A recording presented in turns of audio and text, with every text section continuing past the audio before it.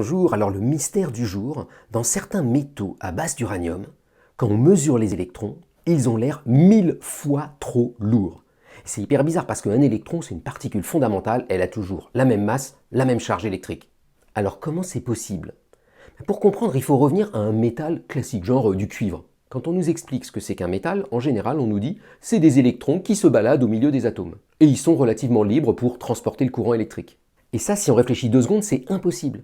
L'électron, quand il se promène, il a tous les autres électrons autour de lui. Lui, il est négatif, les autres sont négatifs, donc ils devraient se repousser entre eux.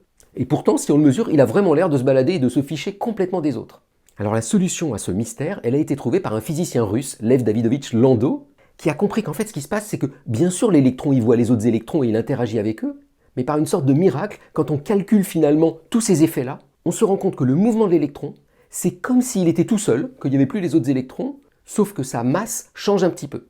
Par exemple, dans le cuivre, l'électron va se comporter comme s'il était en gros 2 fois plus léger que dans l'air. Et dans l'autre sens, il y a des matériaux où il se comporte comme s'il était plus lourd. Et le top de ces matériaux, c'est les fermions lourds, ces fameux composés là à base d'uranium. Donc finalement, même un métal qui est un objet qui peut sembler simple, si on y réfléchit 2 minutes, c'est en fait un objet d'une complexité incroyable qui met en jeu une physique passionnante qui s'appelle la physique des liquides de Fermi. Bonne journée!